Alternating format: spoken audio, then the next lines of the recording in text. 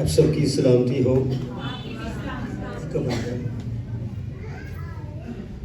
بفضل خدا ہم سب خداوند کی سلامتی میں یہاں پر موجود ہیں اور اپنے خالق کا شکر ادا کرتے ہیں کہ جس نے مجھے اور آپ کو یہ شرف یہ اجر عطا فرمایا.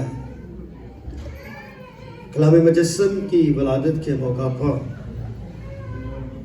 ہم مسیح یسوع کے کلام خدا سے کچھ باتیں سیکھ سکیں. جب ہم خدا کے کلام پر نظر مرکوز کرتے ہیں تو خدا کا پاک روح ہمیں قوت بخشتا ہے، حکمت اور دانائی سے فریاب کرتا ہے کہ ہم اپنے خداوند کے جلال میں شریک ہو سکیں. میرا ہمیشہ سے اس بات کا ادراک رہا ہے کہ کلیسیا وقت کی پابند ہو، پاسٹرز وقت کے پابند ہو، کیونکہ خدا وقت اور ترتیب کا خدا ہے. عبادت ہیڈ آفس میں ہو چاہے برانچ میں ہو، جس شخص کو دعوت نامہ دیا جاتا ہے وہ شخص وقت کی قدر کرنا سیکھے. وقت کو ہم روک نہیں سکتے، وقت رواں دواں رہتا ہے. اگر ہم انتظار میں رہے تو وقت گزرتا چلا جائے گا اور بہت وقت ہو جائے گا، پھر ہم تھک جائیں گے. مگر میں آپ کو تھکنے سے پہلے ہی چند منٹ کا کلام سنانا چاہتا. حالانکہ میں کلام نہیں سنانا چاہتا تھا، مگر ابھی پاسٹرز اور ہماری یہاں کے مقامی کلیسیا کے لوگ بھی ابھی تیاری میں ہیں. مگر میں کلام سے پہلے دو ایسی شخصیت جن کی بدولت میں خادم بنا ہوں، اس دو شخصیت میری زندگی میں بڑا ایک اہم درجہ رکھتی ہے. ایک شخصیت ہے جناب لیٹ ریورنڈ ہو چنگ جنگ، اور دوسری شخصیت ہے جناب لیٹ ریورنڈ مشتاق مسیح مشتاق. لیٹ ریورنڈ ہو ینگ چنگ جناب ینگچو کے کلاس میٹ اور کلیگ رہے. اسی سیمنری سے دونوں گریجویٹ ہوئے اور خداوند نے دونوں کو بڑی سربلندی عطا فرمائی.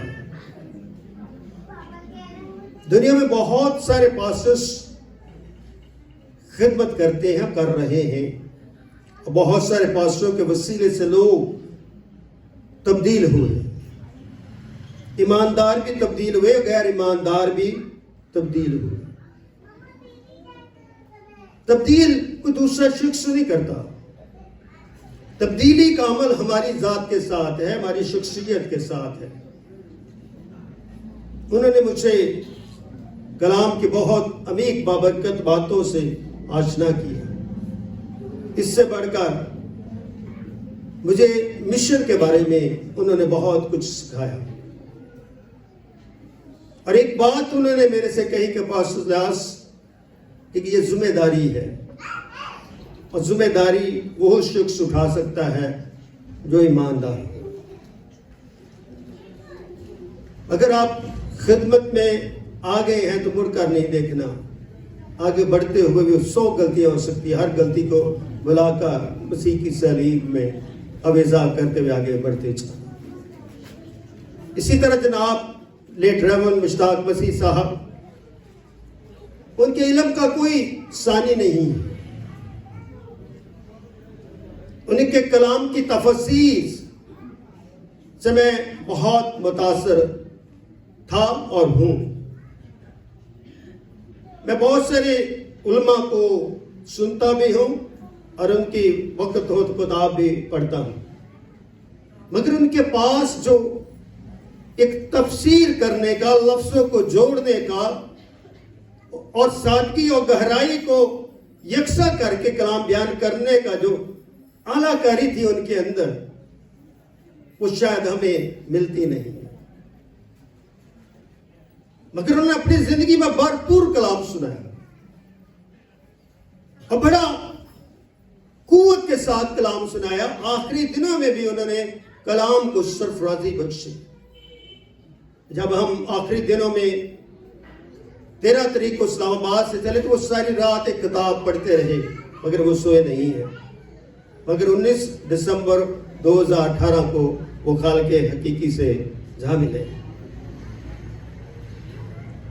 ان کے بعد میں نے اس بات کو محسوس کیا کہ جو علم کا جو انہوں نے ایک توازن کلیسیا اور پاسٹر کے درمیان قائم کیا ہے، اس کو تو میرے لیے بڑا مشکل ہے. ایک بہت بڑا چیلنج تھا، مگر میں نے اس چیلنج کو دعا میں رکھا اور قبول کیا. وقت کے ساتھ ساتھ ان کی جو روحانی لیگسی ہے ان تک تو نہیں، میں تو ان کے پاؤں کی خاک کے بھی برابر نہیں ہوں. کوشش کی کہ ان کی جو تھیالوجی ہے، ان کی تفسیر کا جو علم منطق ہے، کچھ نہ کچھ اس کو بیان کیا جا سکے، کلیسیا کو بتایا جا سکے، تاکہ کلیسیا اور خادموں کا جو ٹیسٹ ہے وہ ہمیشہ برقرار رہے. میرے لیے بڑی ایک آنر کی بات ہے کہ لاسٹ 3 ایئرز سے میں پاکستان میں مختلف جگہ جاتا ہوں، مگر جب بھی میں نے کلام سنایا ہے مقامی کلیسیا نے اور وہاں پر آئے ہوئے تمام وہ پرانے خادمین دین، انہوں نے ایک بات کہی کہ پاسٹر جی ایسا لگتا ہے جیسے ریورنڈ ڈاکٹر مشتاق صاحب بھی کلام سنا رہے ہیں. مگر یہ میرے لیے ٹائٹل ان کے لیے نہیں، مگر یہ ان کے علم کی جان فشانی ہے. یہ میرا کوئی فخر نہیں، یہ سارا جلال میرے خدا کو ہے. تو آج میں زیادہ وقت نہیں لینا چاہتا کیونکہ آج میری مسز نے بھی کچھ کلام کرنا ہے اور یوتھ کے بچوں نے بھی کچھ کلام کے متعلق ہی آپ سے بات کرنی ہے. اگر ہم یہاں پر بیٹھے ہیں تو یہ خدا کا فضل ہے کہ خدا نے یہ گھر ہمیں دیا ہے، اس کو بنایا، محنت کی، جنگ جیتی ہے. ابلیس نے بہت ساری رکاوٹیں پیدا کی ہیں مگر یسوع نے ہمیں فتح بھی بخشی ہے. میں سلوٹ پیش کرتا ہوں تمام NSP چرچ کے پاسٹرز. جب وہ منسٹریوں نے جوائن کی تو وہ بہت جوان تھے، مگر میرے ساتھ ساتھ وہ بھی بڑھاپے کی طرف بڑھ رہے ہیں. ان کے بال ابھی بھی بلیک ہے مگر میرے بال سارے وائٹ ہوتے چلے جا رہے ہیں. اس کی وجہ کیا ہے؟ پریشانیاں. کیا ہے؟ پریشانیاں. خادم کبھی گہری نیند نہیں سوتا، وہ فکر میں رہتا اپنی بھیڑوں کی. تو آئیے ہم خداوند کے پاک کلام میں سے جسایہ نبی کا صحیفہ اور اس کا 9 باب اس کی 6 آیت کی تلاوت کرتے ہیں. وقت کو ضائع کیے بغیر جسایہ نبی کا صحیفہ اس کا 9 باب اور اس کی 6 آیت میں لکھا ہے، اس لیے ہمارے لیے ایک لڑکا تولد ہوا اور ہم کو ایک بیٹا بخشا گیا اور سلطنت اس کے کندھے پر ہوگی اور اس کا نام عجیب، مشیر، خدائے قادر، ابدیت کا باپ اور سلامتی کا شہزادہ ہوگا. اس کی سلطنت کے اقبال اور سلامتی کچھ انتہا نہ ہوگی. وہ داؤد کے تخت اور اس کی مملکت پر آج سے ابد تک حکمران رہے گا اور عدالت اور صداقت سے اسے قیام بخشے گا. رب الفواج کی گیوری یہ کرے گی. خدا ان کے پاک کلام کے پڑھے اور سنے جانے پر اس کی برکت اب سے لے کر ہمیشہ تک ٹھہری جائے. جب ہم کلام مجسم کی پیدائش کی بات کرتے ہیں تو اس میں ان شخصیات کا جو کردار ہے جس کے وسیلے سے یہ تولد ہوا اور بیٹا بنا، اس کو سمجھنا بہت ضروری ہے. اس لیے جو پہلی شخصیت ہے وہ ہے خدا باپ کی. کس کی ہے؟ خدا باپ کی. باپ کون ہے اور کیا الہی شخص ہے اور خود ہست ہے، وہ ہستی رکھتا ہے، مگر خدا کو دیکھا نہیں جا سکتا۔ یوحنا کی انجیل جلیل اس کے پہلے باب اور اس کی 18ویں آیت کریمہ میں لکھا ہے کہ خدا کو کسی نے کبھی نہیں دیکھا، اکلوتا بیٹا جو باپ کی گود میں ہے اسی نے کیا کیا؟ ظاہر کیا۔ باپ روح ہے، شیطان بھی روح ہے، مگر باپ کو ہماری گناہگار آنکھیں دیکھ نہیں سکتی، کیونکہ ہماری آنکھیں گناہ میں ہیں اور خدا جلال سے ملوث ہے اور ہم جلال کا سامنا نہیں کر سکتے۔ پھر ہم نے کس کو دیکھا؟ اس کلمے کو دیکھا۔ جب کچھ بھی نہ تھا تو لکھا ہے کہ خدا کی روح پھانیوں کی سطح پہ کیا کرتی تھی؟ جنبش کرتی تھی، اور وہ جو جنبش کرنے والا وہ کلام نفسی ہے جو باپ کے درونہ میں باطن میں موجود ہے۔ یہ جو کلام نفسی ہے یہ دوسرا الہی شخص ہے، اس لیے باپ الہی ہے، بیٹا الہی ہے اور روح القدس الہی ہے۔ یہ تینوں خدا کی ذات میں متحد ہیں، یہ جدا نہیں ہو سکتے اور نہ ان کو جدا کیا جا سکتا ہے۔ اس لیے یہ تینوں الہی ہیں اور تینوں ہی قدرت رکھتے ہیں اور تینوں ہی سلطنت کا اختیار رکھتے ہیں، مگر پیدا کرنے کا اختیار کلام مجسم کے پاس ہے، جس کے بارے میں یوحنا فرماتا ہے ابتدا میں کلام تھا، کلام خدا کے ساتھ اور کلام خدا تھا، یہی ابتدا میں خدا کے ساتھ، یہی ابتدا میں خدا کے ساتھ تھا۔ یہ جو ساتھ ہے یہ کلام نفسی ہے، یعنی کہ اس کا پلوٹا ہے، وہ کلمہ ہے جو باپ کے اندرونہ میں باطن میں موجود ہے، اور یہی تو کلمہ ہے جو باپ کی ہستی کو اور اس کے پیار کو اور اس کی عظمت کو اور اس کی فضیلت کو ظاہر کرتا ہے۔ یہ کلمہ کیا ہے؟ میرا رہنما بھی ہے۔ یہ کلمہ کیا ہے؟ میرا رہنما بھی ہے، میرا شافی بھی ہے اور میرا ایمانویل بھی ہے۔ اس لیے جسایہ نبی کی کتاب میں لکھا ہے اور اس کے 7ویں باب اس کی 14ویں آیت میں لکھا ہے، لیکن خداوند آپ تم کو ایک کیا کرے گا؟ نشان بخشے گا۔ دیکھو کنواری حاملہ ہوگی، بیٹا پیدا ہوگا اور وہ اس کا نام کیا رکھے گی؟ ایمانویل رکھے گی۔ یہ پیشن گوئی مسیح خداوند کی پیدائش سے 730 سال پہلے کی ہے۔ اب یہ بات جسایہ نے کہ منہ میں ڈال دی گئی، اس پر زہر کر دی گئی، اسی بات کو خدا کے روح نے اس وقت کی کلیسیا پر، حکمران دین پر، حکمرانوں پر، بادشاہوں پر، کہنوں پر واضح کر دی، اور وہ ڈرا نہیں۔ لوگ کہتے ہیں کہ یہ پاگل ہے نبی، بات کرے کہ کنواری ہی حاملہ ہوگی، کیسے ہو سکتی ہے؟ یہ ممکن نہیں۔ خدا اصول کا خدا ہے، خدا بے اصول کام نہیں کرتا، تو یہ نبی ہو کر ایسا گناہ کی بات کر رہا ہے۔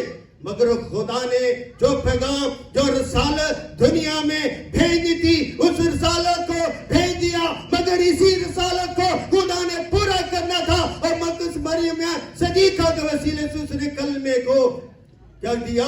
جسم۔ یہ کلمہ کیا ہے؟ اس کی ذات اقدس، اس کی کس کی ذات اقدس ہے؟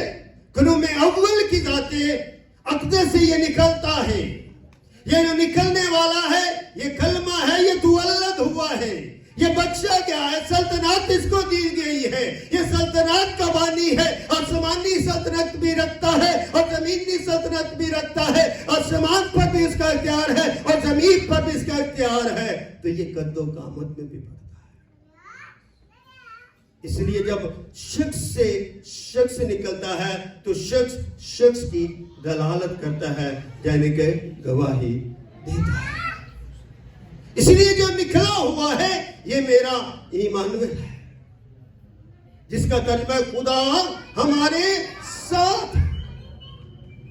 اس لیے میں اور آپ مسیح یسوع پر ایمان رکھنے سے خدا کی پناہ میں ہے، خدا کی حضوری میں ہے، خدا کی محبت میں ہے، کیونکہ خدا کیا ہمیں لپیٹتا ہے، کٹھا کرتا ہے، تاکہ ہم اس کی دائمی محبت حاصل کر سکیں۔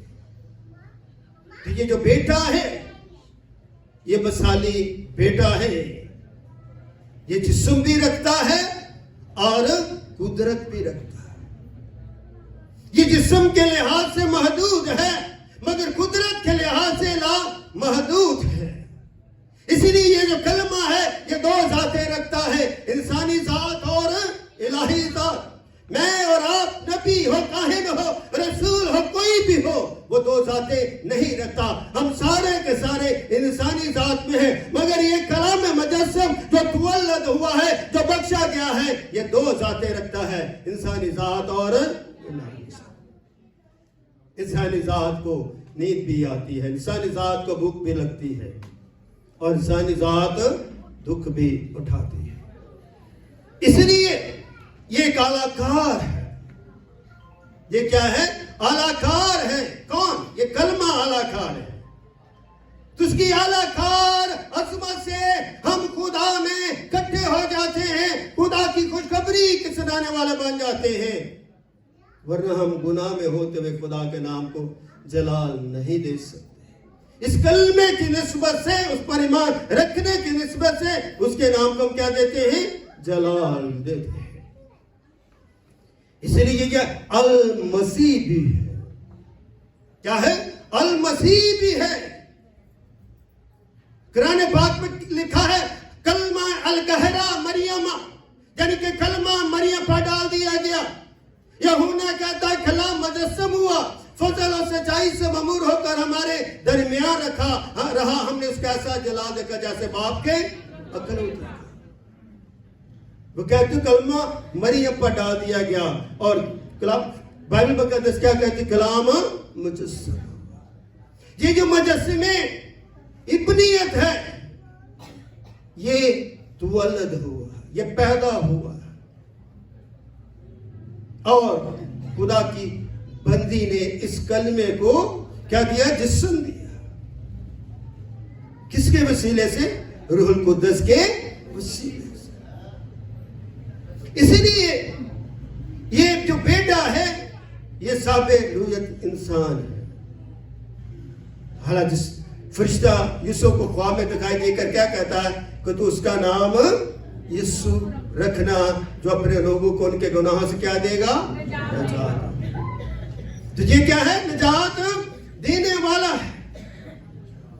دنیا میں کوئی بھی شخص، کوئی بھی نبی ہو، وہ کسی کو نجات نہیں دے سکتا، کیونکہ دنیا کے جتنے نبی ہیں، انبیاء ہیں، وہ سارے کے سارے زمین سے زمین کی طرف گئے، مگر یہ واحد کلمہ ہے، یہ واحد تولد ہوا ہے، یہ واحد مجسم ہوا ہے، جو آسمان سے زمین کی طرف، زمین سے پھر آسمان تک پہنچا تھا۔ تو یہ میرا کیا ہے؟ مسیح ہے۔ یہ میرا المسیح ہے، یہ دو جہانوں کا بادشاہ ہے۔ اس لیے یہ جو بشریت ہے یہ الوہیت کو نہیں لیتی، بلکہ الوہیت انسانیت کو لیتی۔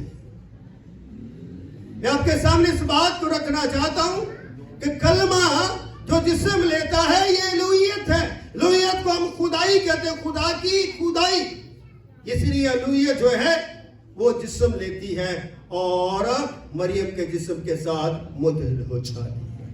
جیسے وہ کلمے کو قبول کرتی ہے اور فرشتوں کو کہتے ہیں تیرے قول کے موافق ہو، تو کلام مجسم کیا ہو جاتا ہے؟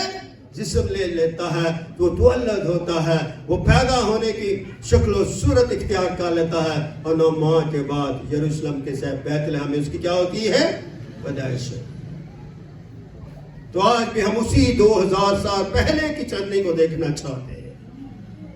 ہم हम अपनी अपनी चरनियों को नहीं देखना चाहते, हम अपने अपने बदन को चरनी नहीं बनाना चाहते, हम अपने अपनी जिंदगी को चरनी नहीं बनाना चाहते, बल्कि आज भी उसी सितारे को देखना चाहते हैं, उसी मजूसियों को देखना चाहते हैं, उसी तरह गडरियों को देखना चाहते हैं। ना हम मजूसी बनना चाहते, ना हम गडरिये बनना चाहते, ना हम फरिश्ते का पैगाम उस वक्त सुना था, ना फरिश्ते का पैगाम आज सुनते हैं, तब भी हम ना फरमान थे, आज भी ना फरमान। मगर कलाम हमारी जिंदगियों को सुधारता है। आइए अपनी जिंदगी में आखिरी बात करने के बाद खत्म करता हूं, सुधारें। मेरे पैगाम का ये मोटो है कि अपने आप को तब्दील करें। इसलिए मेरी जिंदगी का अमल और पैगाम का जो अहम हिस्सा वो है ट्रांसफॉर्म होना। शख्सी ट्रांसफॉर्मेशन जो है ना वो बहुत जरूरी है। जब तक हम शख्सी तौर पर तब्दील नहीं होते, हम दूसरों को तब्दील नहीं कर सकते। तो जो शख्स खिदमत करने से डरता है वो खिदमत नहीं कर सकता। खिदमत करने वाले को मिट्टी भी लगती है, ठोकर भी लगती है, वो भूखा भी रहता है, वो प्यासा भी रहता है, वो रोजे भी रखता है, वो शैतान से आजमाया भी जाता है और उसे सलीब पर भी चढ़ाया जाता है और वो सलीब पर भी कहता है डाकू कि तू आज मेरे साथ वो फिरदौस का बानी है। इसलिए मेरे लिए ये जो खुशखबरी इस अजली बेटे के वसीले से मुझे मिलती है वो मेरी जिंदगी का एक अहम हिस्सा बन जाता है। इसलिए आज मसीह की पैदाइश जो खैमों की ईद के मौके पर हुई, आज खुशियों के साथ हम मना रहे हैं। हर रोज हमारा क्रिसमस होता है, हर रोज उसकी सलीब होती है, हर रोज वो हमें जिंदा होता है। इसलिए वो पैदा हुआ मेरे लिए, वो मरा मेरे लिए, वो जी उठा मेरे लिए, वो आने वाला है मेरे लिए। जब वो सब कुछ करने में कुदरत बजानब है तो फिर हमें उस पर ईमान लाने का डर क्यों? हम कांपते क्यों? अपनी जिंदगी में कुव्वत पाए। शगीर डरे हुए थे। आखिरी बार यीशु मसीह ने क्या कहा कि यरूशलेम में ठहरे रहना जब तक तुम कुव्वत का लिबास। यीशु ने कुव्वत के लिबास से क्या किया? भर दिया और उनको फिर आगे भेजा। ठहरे रहना जब तक तुम कुव्वत का लिबास ना। उन्होंने कुव्वत का लिबास पहनकर यरूशलेम, यहूदिया और सामरिया और के दुनिया के आखिर तक क्या पहुंचे? गवाह बने। तो ये क्रिसमस गवाही का है कि अपने घर से इस काम का आगाज करें और आगे बढ़ते जाएं। हमारे घर ही अंधेरे में, हम अपने घरों में भी नहीं तब्दीली लाना चाहते। जब तक हम अपने घरों में तब्दीली नहीं लाएंगे तो खुदा का नूर और तजल्ली कभी भी हमारी जिंदगियों में जाहिर नहीं होगी। हम इसी तरह गिड़गिड़ाते रहेंगे और कहते रहे मेरे लिए दुआ कर दे, मेरे लिए दुआ कर दे। कभी हम रेडियो पे बैठ जाएंगे, कभी हम मोबाइल के सामने बैठ जाएंगे, कभी कहीं बैठ जाएंगे, कभी कहीं बैठ जाएंगे, क्योंकि हम खुद दुआ करने का शौक नहीं, खुद उसकी चरनी का तजर्बा करने का शौक नहीं। तो आज जब बच्चे, यूथ के बच्चे, छोटे बच्चे, दूसरे लोग आए तो उनका आज की परफॉर्मेंस से यही मकसद है कि हम अपनी जाती जिंदगी में मसीह को जगह दें और मसीह हमारी जिंदगी में जला पाए। खुदा उनके नाम से जोरदार तालियां।